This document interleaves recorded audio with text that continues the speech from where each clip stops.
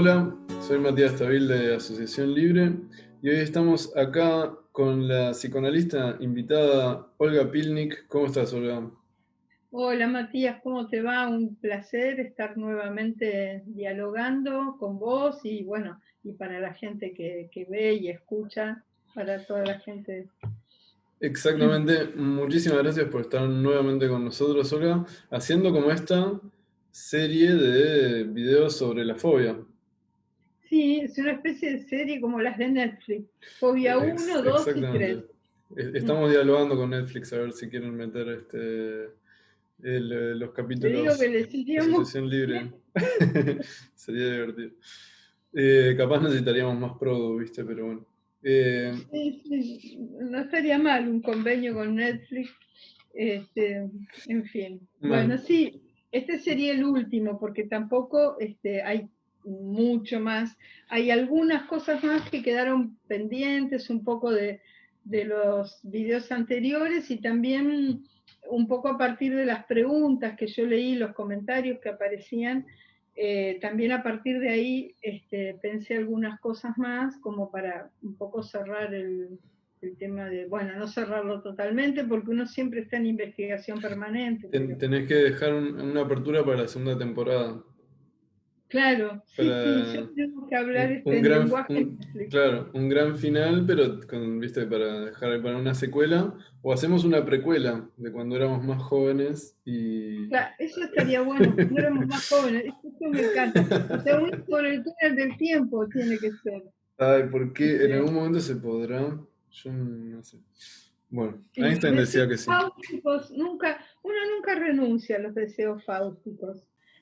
Había quedado pendiente, yo me acuerdo de un comentario que leí y que por eso me gustó ampliarlo al tema, respecto de que yo había hecho como hincapié en un punto respecto de la fobia, de la neurosis fóbica, la dimensión que tenía en la fobia, la captura en la demanda del otro. Y bueno, y en virtud de eso que había una mayor dificultad, tal vez mayor que en otras neurosis, de poder ubicar algo del campo del deseo propio y como esa confusión que se daba entre lo que parecía defensivo contra el propio deseo, cosa que es común a todas las neurosis, y lo que en verdad era defensivo contra el arrasamiento del otro, que es muy común en la base de toda fobia, como dice Lacan, que hay una base oral, que hay siempre un temor a ser devorado por el otro. El fóbico vive como bajo un estado de amenaza permanente. A mí me gusta un poco hablar, creo que esto lo habíamos conversado antes, Matías, me gusta un poco hablar de la experiencia del sujeto fóbico en este caso, o Ujú. podría ser de otras neurosis, además de la cuestión lógica y de los operadores, eh, digamos, simbólicos y de cómo se estructura esa neurosis, que en verdad de eso también hablamos, pero pocas veces se habla de lo que es la experiencia del mundo fóbico, que ya lo empezamos a hablar en un video, respecto de cómo se restringe el mundo. En toda neurosis está restringido, pero en la fobia es particularmente notable esa relación con el espacio restringido. Y uno diría, bueno, el fóbico se protege de acceder a su deseo, pero en verdad se protege también, digamos, fundamentalmente de ser tragado por el otro. Y había aparecido Mm. algo en los comentarios, en las preguntas, y todo depende de la demanda del otro.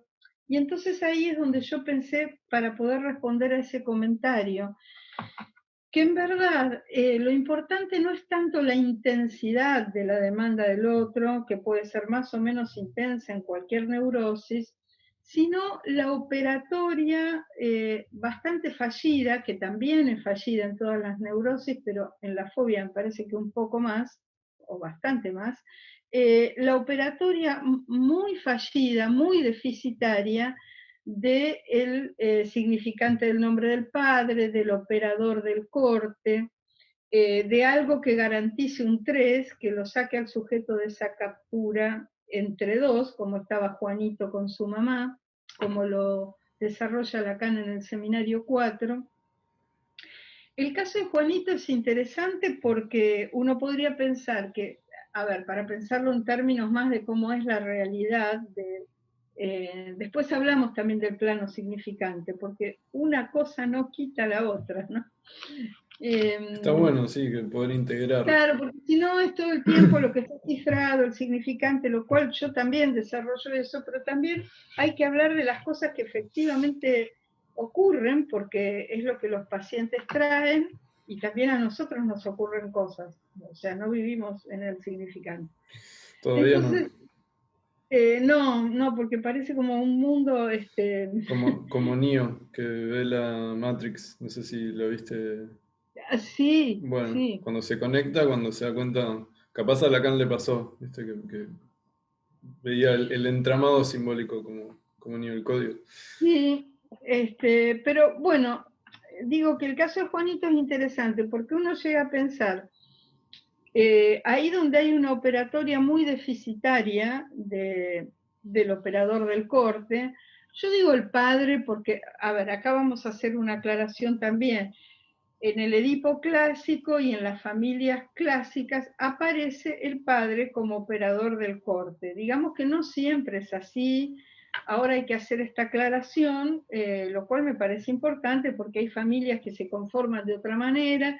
Lo importante es dónde recaen las funciones de operador del corte, y esa función puede ser deficitaria tanto en el padre o en el que, digamos, encarne esa función. En el caso de Juanito es interesante porque uno podría suponer que alguien que opera deficitariamente respecto de eso es un padre ausente, que también ocurre. Pero en el caso de Juanito el padre estaba muy presente, ¿no? Uno lo lee a través de todo el historial. Sin embargo, hay una falla importante en el plano de su función, de su operatoria, de su eficacia para separar a Juanito de la captura en la demanda de la materna, no de su mamá, no separarlo de la madre, porque a veces también se entiende eso. Sí, hay que aclarar muchas cosas para que Hay que no, aclarar no muchas se cosas. malentienda. Entonces, sí, efectivamente, a veces puede darse en padres radicalmente ausentes, y a veces no, a veces son padres que están sumamente presentes, pero son inoperantes respecto de poder barrar algo de esa demanda de la madre, de esa demanda un poco a veces, digamos, devoradora, que uno Ujú. podría preguntarse, y esto lo hablamos porque vos me preguntabas por qué. Bueno, lo que pasa es que esa madre está inmersa también en lo que le tocó vivir de su propio Edipo. Entonces, esa posición subjetiva proviene de alguna historia edípica. Si uno se remonta, digamos, a analizar las cuestiones en el campo del otro. ¿Por qué alguien es inoperante o por qué la madre tiene una demanda en Sí, exceso? siempre tiene conexión con lo que sucedió generaciones atrás. Exactamente, y cómo vivieron cada uno el Edipo. Lo que pasa es que a mí particularmente me parece importante ubicar cuál es la experiencia del sujeto fóbico y cómo hace el sujeto fóbico para construirse algo así como un mundo, y para poder operar con ese mundo, para poder ir más allá un poco de esas limitaciones que tienen. Porque, ya te digo, en el campo del otro lo que podemos hacer son teorías especulativas respecto de, bueno, el padre generalmente queda bastante capturado él también en la demanda materna, entonces le resulta difícil barrar a esa madre. Bueno, yo estas cosas como las he escuchado durante tantos años en diversas jornadas psicoanalíticas, y nunca me fueron de mucha utilidad respecto de cómo operar en la clínica con un fóbico. Sí, tienen como una teoría especulativa, ¿no? El campo del otro siempre es un campo de teoría especulativa. Lo que no es especulativo es el paciente que tenemos delante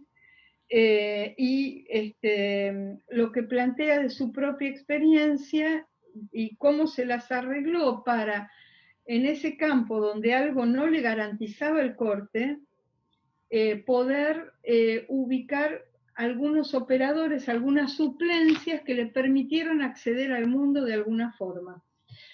Yo te contaba la vez pasada respecto de esta paciente que se manejaba con la agenda para todo, y uno diría, digamos, uno estaría tentado de pensar que esa agenda es una especie de cuestión defensiva o obsesiva para controlar, y en verdad es lo que le permitía acceder a algunas cosas del mundo y poner una barrera a la demanda del otro, ¿no? Porque decía, no, yo agendé tal cosa, no estoy disponible para el otro, para cualquier cosa. Entonces se Claro, aferraba de la se agenda aferraba como... a eso para poder decir que no a ciertas cosas. Exacto. Entonces uno diría ahí, ¿es defensivo o está a favor del campo deseante? Esa es una buena pregunta. Que eso vos Porque, marcabas, bueno, cuando hablábamos y también en los videos anteriores, como que esa es una de las cosas que vos más encontrás como confusión en la clínica de la fobia. Como tomar estos mecanismos como algo defensivo a desarticular en el análisis, en vez de verlo como esta suplencia de la operación de corte, como algo que favorece que aparezca algo del sujeto. exacto, porque es lo que le permite a un sujeto salir, producir cosas, bueno, me parece que ese es el punto. Yo creo que en realidad esa pregunta de qué es del campo defensivo y qué es del campo deseante es una pregunta que siempre se instala con cualquier paciente, sea o no sea fóbico. En la fobia es más difícil de resolver, en otras neurosis aparece como más claramente dónde está el campo defensivo, pero es una pregunta que siempre se instala y que no va de suyo. No es que uno podría hacer un listado y decir, bueno, tales conductas o Tal tales cual, mecanismos están del lado de la defensa y tales otras sí o sí son deseantes. No, porque en algunos casos cosas que parecen muy deseantes son defensivas y totalmente. viceversa. Totalmente. Yo en muchos videos comparto, digamos, de que una de las cosas en las que yo me fijo para ir ubicando esa diferencia que no es tan clara en un principio, como que uno dice, bueno, acá está pasando algo, pero ¿qué parte es de la defensa, qué parte es del sujeto? A mí la angustia me ayuda a definir como bastante claro, ¿no? Como eh, lo que el mecanismo ese es angustiante en sí, o si no estuviese ese mecanismo aparecería la angustia. Como eso me ayuda mucho a distinguir como qué parte es defensa y qué parte es del sujeto. Y sí, la angustia verdaderamente, como dijo Lacan, creo que está en la primera clase del seminario de la angustia, es una brújula, o sea, es un orientador importantísimo dentro de la clínica. Un sujeto no se angustia por cualquier cosa, puede ser que algo lo frustre, que algo lo deje un poco triste, que espera, o decepcionado, pero no son equivalentes. La angustia es algo muy específico, Tal muy cual, puntual. tal cual, porque es verdad que hay otros afectos displacenteros que a veces Ujú. uno puede confundir con angustia. A veces a mí me ha pasado decir, ah, se angustia ante esto y después darme cuenta que no, que eso era otra cosa, podía ser frustración y que la angustia estaba del otro lado. Eh, y no sé, se me ocurre decir ahora, no sé vos qué pensás al respecto, pero una de las cualidades que tiene la angustia es que es insoportable. O sea, que el sujeto no, viste, hace lo imposible por escapar de ello, viste, como de alejarse de la situación angustiante. Absolutamente. Yo creo que ese es un rasgo bien característico de la angustia. Por eso muchas veces cuando dicen, estuve angustiado ayer todo el día o hace una semana que estoy angustiado. Yo cuando escucho eso trato de localizar dónde está, porque nadie aguanta una semana angustiado, ni siquiera un día entero. Eso ha sido puntual y ante un hecho específico ligado seguramente a algo del propio deseo. Entonces, Totalmente, sí. ya esa enunciación de hace un mes que estoy angustiada, una semana, no sé, ni siquiera un día, no sabría medirlo en el tiempo, pero la angustia es intolerable, entonces el sujeto va hacia otros lugares. Uno puede decir, bueno, la verdad es que me decepcionó tal cosa, yo esperaba A y apareció B, y la verdad que quedé decepcionado, o qué sé yo, o tal cosa me entristeció, o no tenía energía para hacer tal o cual actividad, no me dieron ganas. Nada de eso es equivalente a la angustia. La Tal angustia es cual. verdaderamente insoportable, es un punto donde la sensación, digamos, la traducción subjetiva es de una captura, es como de estar en una trampa, ¿no? Como haber ingresado en una trampa de la cual no se puede salir.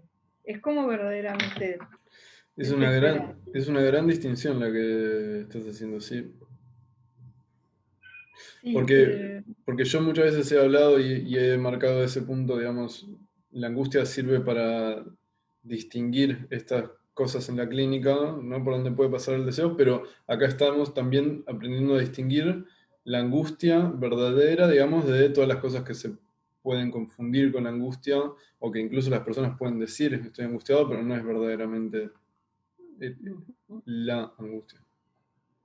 claro, además, si pensamos en el campo de las defensas, los mecanismos de defensa, todo el campo defensivo, son defensivos contra la angustia. Literal.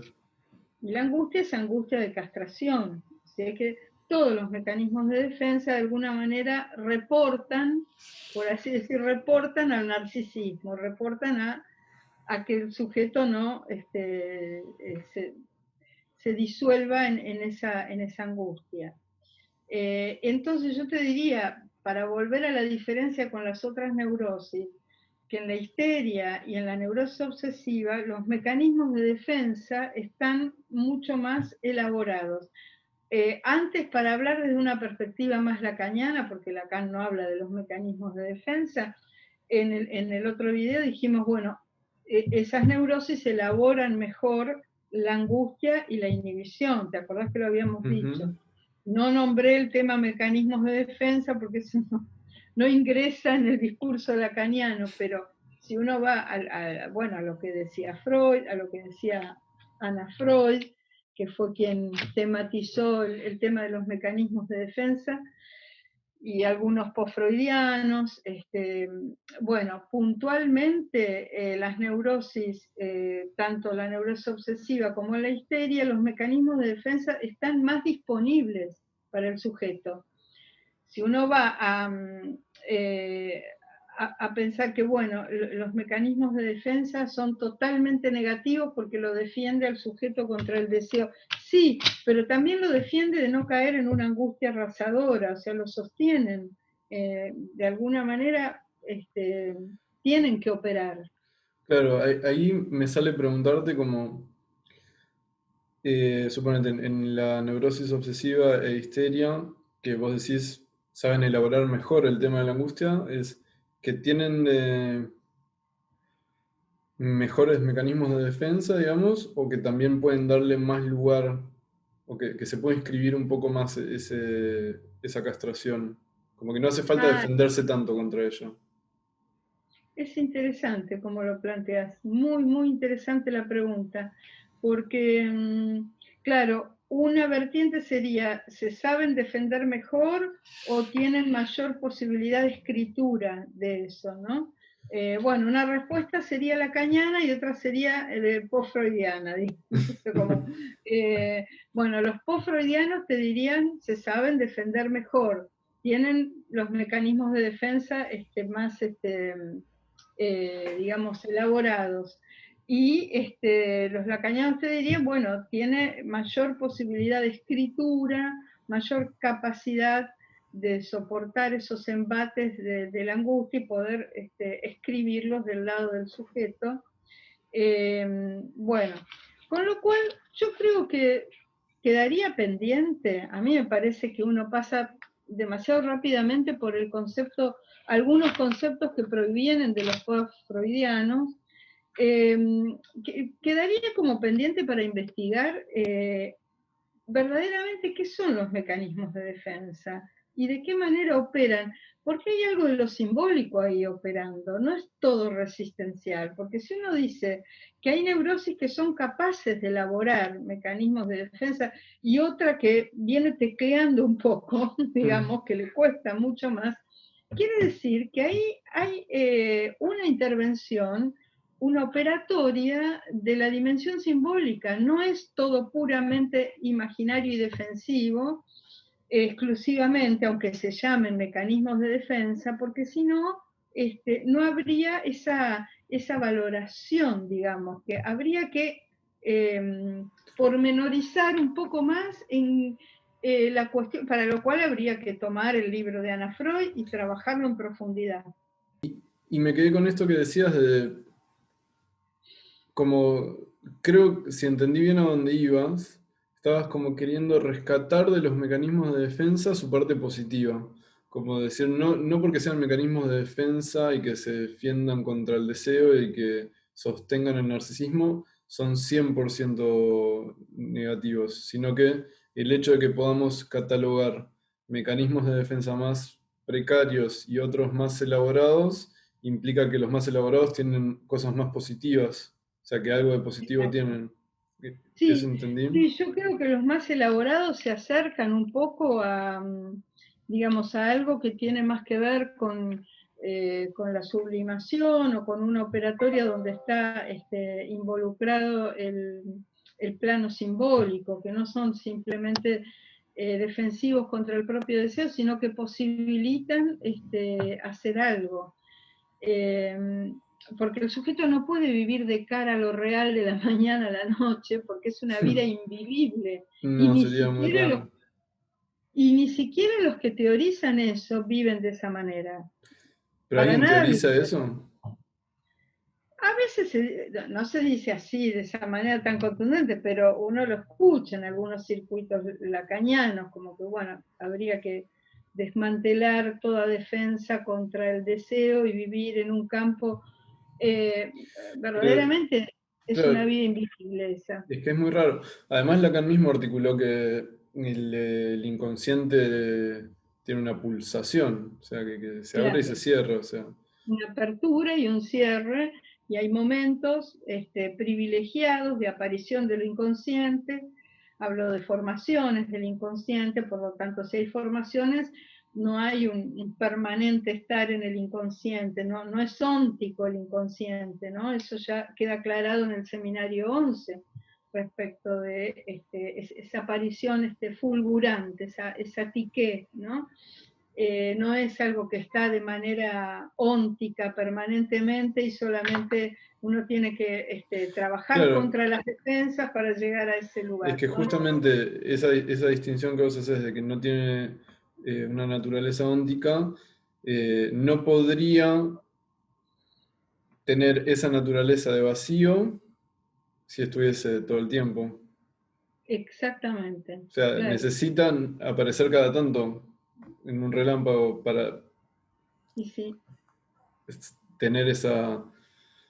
esa eficacia, ¿no? Claro, De sí, ruptura de un discurso que viene más organizado, más por parte del yo, y bueno, exacto. aparece Si no así hubiese como. discurso organizado, tampoco aparecería la ruptura del discurso organizado. Exactamente. Por algo, digamos, creo que en alguno de los videos anteriores dije, para mí lo más interesante, o una de las cosas más interesantes, es el tema del sujeto dividido. Es decir, que no es todo inconsciente ni todo narcisismo, está en esa división subjetiva, ¿no? Es un campo donde aparece esa división. Y volviendo a estos mecanismos que justamente en la fobia es donde, digamos, esas cosas eh, son más costosas, son más difíciles, porque justamente, como decíamos al comienzo, es de las tres neurosis donde esa terceridad ese lugar tercero, esa operatoria del corte, no está accesible todo el tiempo para el sujeto. De hecho, la metáfora paterna operó, si no estaríamos ante un sujeto psicótico, pero esa operatoria quedó ubicada de modo tal que no está todo el tiempo disponible para el sujeto, para decirlo de alguna manera, el sujeto la tiene que remar día a día, ¿no? Decía que para la fobia el mundo empieza día a día, no lo tiene asegurado al mundo. Es El más mundo es jodido. inestable. Sí, sí, es un modo de vida complejo. El mundo es inestable, es equivalente a decir que no se le vuelve disponible todo el tiempo esa operatoria de la terceridad, del corte, porque la producción del mundo tiene que ver con esa operatoria de corte. Entonces, si esa operatoria se vuelve más, digamos, deficitaria, si no está accesible todo el tiempo para el sujeto, al mismo tiempo desaparece el mundo, ¿no? Claro. Eso es lo que...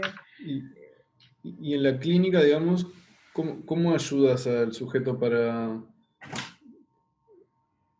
poder hacer con esa situación?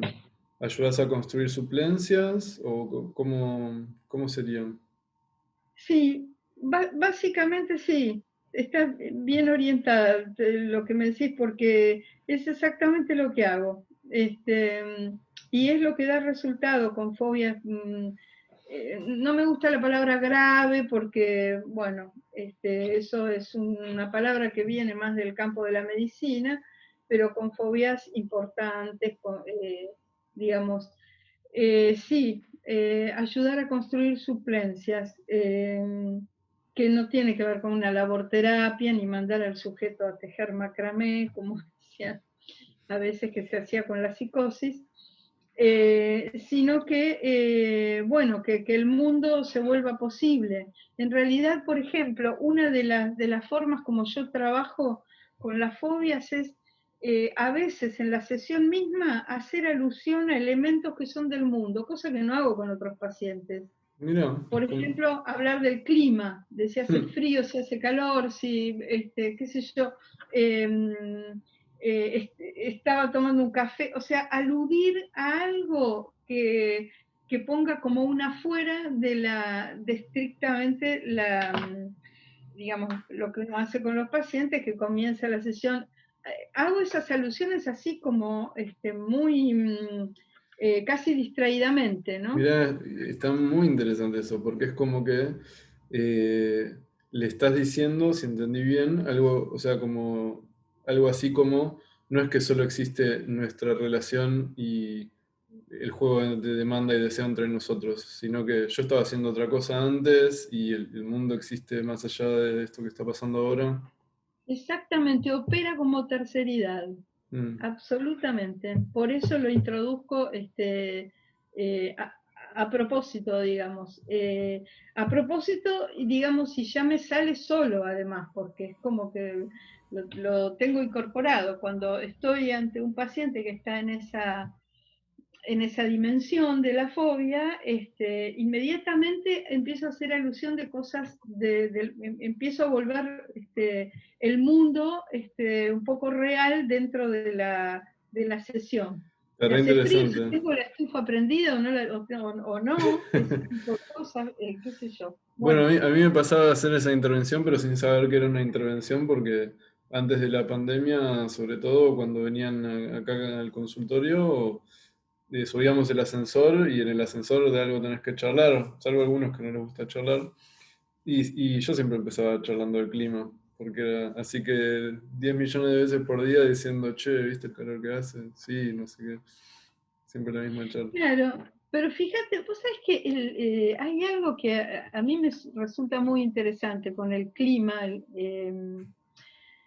porque, digamos, en lo urbano, y acá en Buenos Aires particularmente, quizás en ciudades más chicas del interior no, pero acá en Buenos Aires es como que el tema del clima queda como un tema medio secundario, como un tema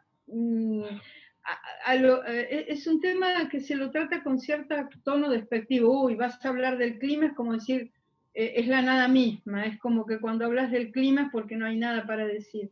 Pero eso es algo bien urbano y específico de Buenos Aires, porque en el interior el clima lo es todo.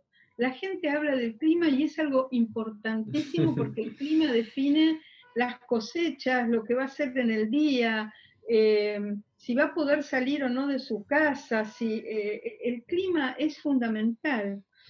Y entonces, bueno, como yo soy del interior, para mí hablar del clima no es una pavada. Claro. Bueno, si el río está crecido o no está crecido, bueno, hay un montón de cuestiones que acá en Buenos Aires sería, bueno, o prendo la estufa o no la prendo, qué sé yo, cierro la ventana porque está lloviendo, y nada más. Sí, Pero nada más. eh, yo lo incluyo porque no me parece un tema menor, porque por otro lado, más allá de esta distinción entre Buenos Aires y el interior, no me parece un tema menor porque el clima los abarca al analista y al analizante, o sea, es algo que los trasciende a ambos y ambos lo están viviendo. No es que el analista está en un microclima, Claro. como si estuviera en Merlo, que hay un microclima, y el analizante es el que padece el frío, el calor, todo eso, viene abrigado o desabrigado, y el analista está siempre igual. Bueno, un poco para remover esa cuestión, ¿no? Está muy bueno. Mirá todo lo que se pone en juego en el simple comentario del clima. Que Sí, si hay pacientes tuyos que lo están viendo ahora y dicen, maldita, estabas interviniendo y no sabía. Eh, sí, sí, sí. Es que el clima, bueno, ya te digo, a mí me surge espontáneamente porque, bueno, al venir del interior, el tema del clima es fundamental y no es un tema menor. Y acá en lo urbano, digamos, cuando uno viene a vivir a Buenos Aires, aprende a reprimir todo lo que lo marca como alguien del interior. Mira vos. Entonces, sí, porque hay una exigencia de adaptación implícita. Mm. Parecerse lo más posible a un porteño para que no te, bueno, marquen como alguien. Entonces uno deja de hablar del clima durante años, no importa si hace frío, si hace calor, esas no son Mirá cosas de todo la lo que me vengo a escritura. enterar. Es increíble. Increíble, hay O sea, un... hay que hacer una campaña para que se pueda hablar del clima en Buenos Aires, en la capital. No reprimamos, no silenciemos a la gente del interior, que hablen del clima tranquilo. Sí, sí, Así sí, los sí, podemos identificar más fácil. es impresionante porque hay una cantidad, bueno, por eso a mí me gusta mucho, bueno, esto lo hablábamos el otro día, me gustan mucho los escritores del interior, fundamentalmente Saer, que es del litoral, de la misma zona de donde yo provengo, y toda su narrativa y sus poesías están ligadas al litoral y fundamentalmente al clima, si hay o no hay inundaciones. O sea, Saer hace girar casi toda su obra y su narrativa alrededor de cuestiones climáticas, del paisaje, de lo que pasa cuando hay una inundación, de lo que imposibilita o no. Bueno, Está muy a mí me gustan interesante. esos autores y esa poética del litoral. Y bueno, la poética urbana es hermosa también, pero el ser urbano tiene que entender que hay otros seres también. O Que sea, a veces cuesta, sí, total. Bueno, me haces pensar en Spinetta, que él escribía también mucho acerca de la naturaleza, siendo que era de Villa Urquiza. sí, Eh, sí, es verdad. pero, Bueno, sí. pero tenía una sensibilidad muy particular, ¿no? Ujú. Spinetta, más allá de que de que sus temáticas podrían haber sido exclusivamente urbanas, sin embargo, él se conecta con otras cosas, sí. Tal cual. Te iba a decir una cosa más, con respecto a esto de la operación para ayudar a construir suplencias. Después igual me gustaría, si tenés algo literario por ahí para compartir, genial, ya que mencionaste el tema. Eh, Ah, pero sí, te iba a preguntar, digamos, si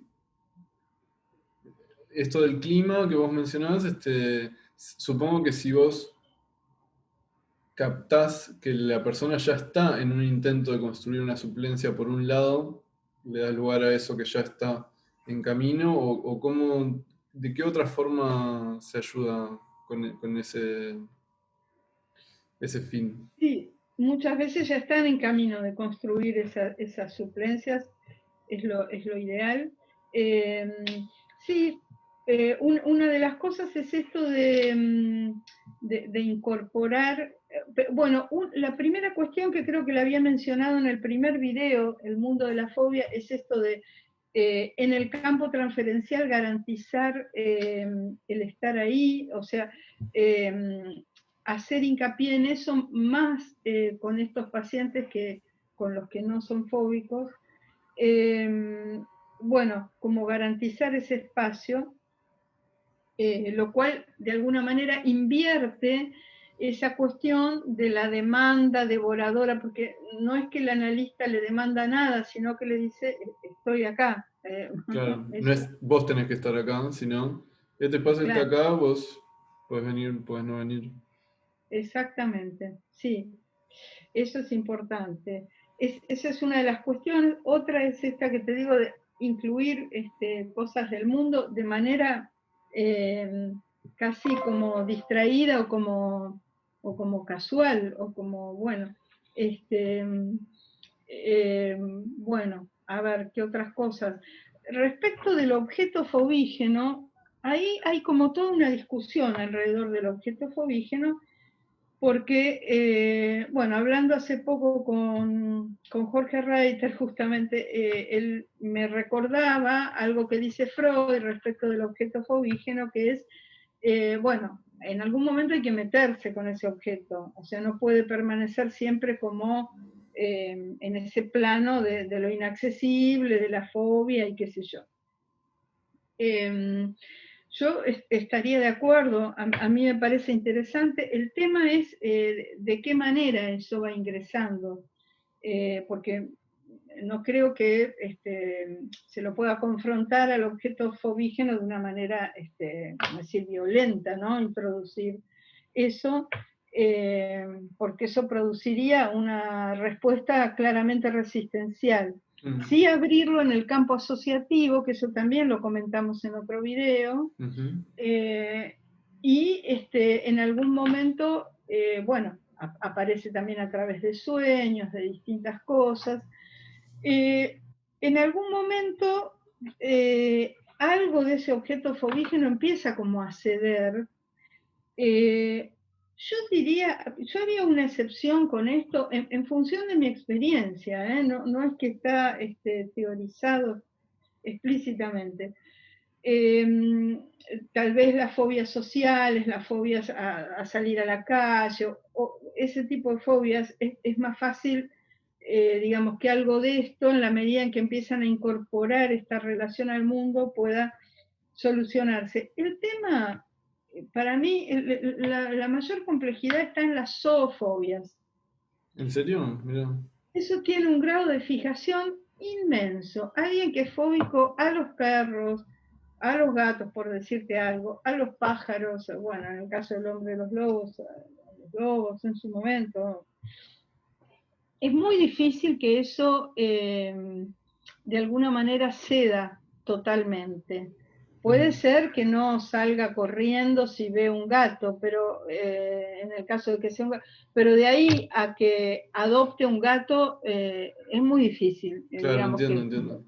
o un perro, digamos, nunca eso se diluye en forma total. Claro.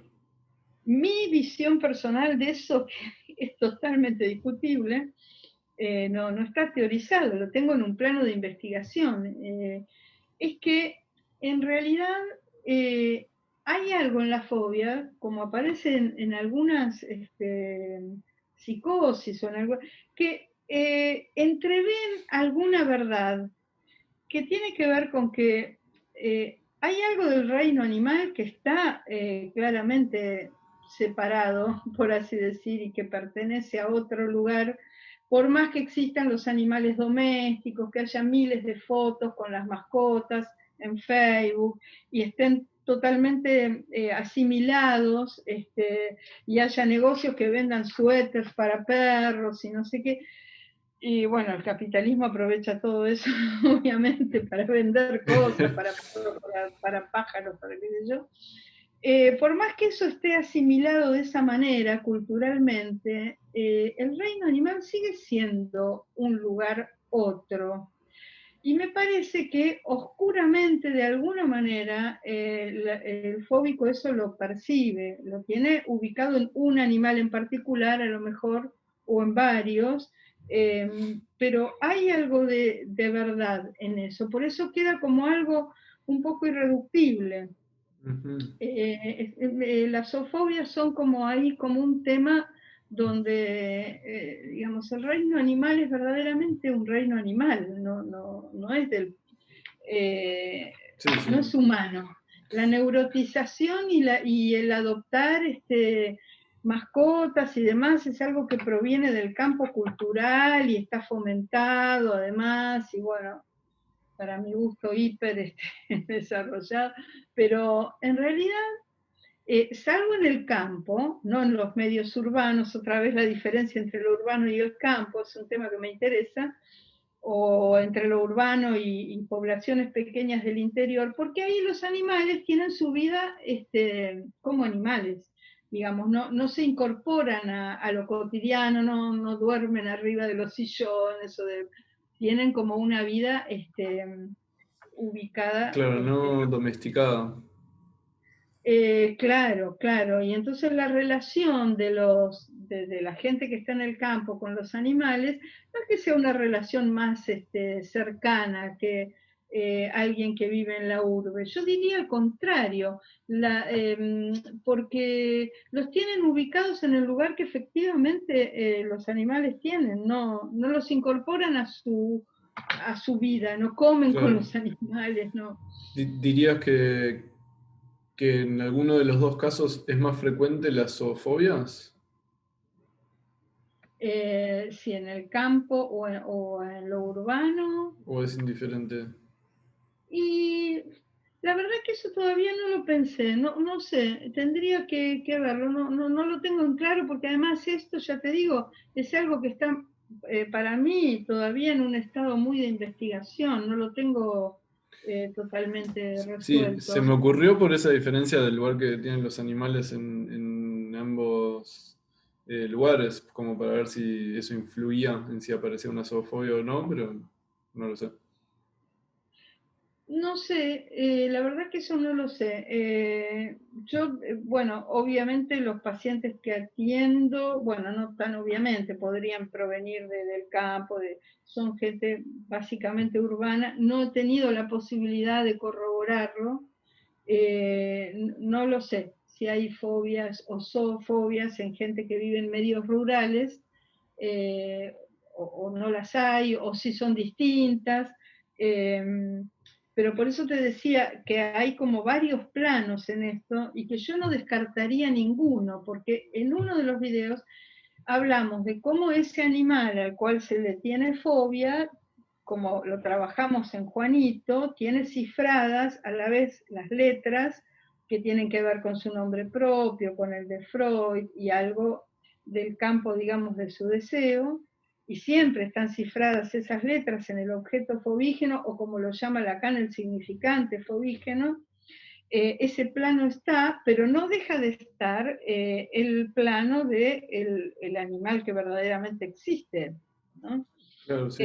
Porque además ese estado de amenaza permanente en el que Juanito vive, porque Juanito estaba en un estado de amenaza, está encarnado por la aparición de un animal concreto, que es un significante, que porta un significante o que se lo nombra de cierta manera, pero digamos, Juanito salía a la calle y en la Viena de entonces había caballos que eran, que es ahora, pues, si uno sale y ve taxis, ¿no? Porque eran un medio de transporte, y entraba en estados de mucha angustia ante la visión de ese objeto. Y yo creo que una vía de resolución importante es toda la deriva simbólica y lo que ese animal cifra, pero no es lo único que hay.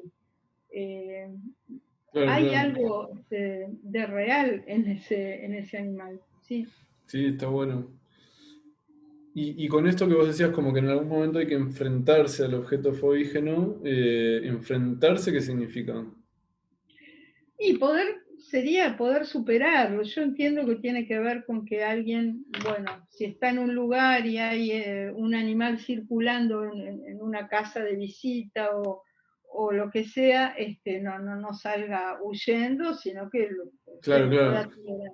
Sí, entiendo. Yo lo preguntaba porque me imaginaba que iba por ese lado, porque capaz alguno podría llegar a escuchar como que hay que enfrentar al sujeto con el objeto fobígeno, al modo que harían capaz las terapias cognitivo-conductuales, donde van haciendo un acercamiento gradual para como desensibilizar al sujeto con el objeto fobígeno. O sea, no, vos estás hablando de un enfrentamiento de ese objeto en el sentido de, eh, si entendí bien, el análisis si funciona, produce que el sujeto se pueda enfrentar con ese objeto. Claro, sí, sí, sí, enfrentar sería bueno, qué sé yo, poder tolerarlo sin entrar en un estado de pánico, lo cual no significa que adopte ese animal y se lo lleve a su casa, tampoco le vamos a pedir tanto, ¿no? No digo, si vos decís, o sea, enfrentar como una intervención, como,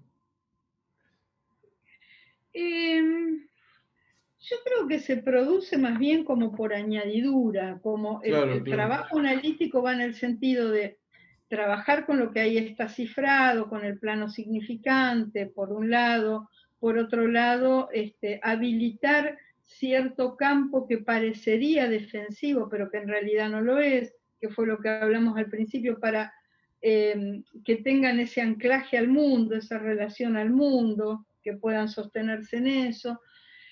Entonces, yo creo que de alguna manera, por añadidura, algo de esa tolerancia a un animal al cual se le tiene fobia cercana se va a producir porque algo va cayendo respecto de ese Sí, sí, lugar, como un efecto, tal cual. como un efecto más bien, sí, Sí, sí, bien, sí. espectacular.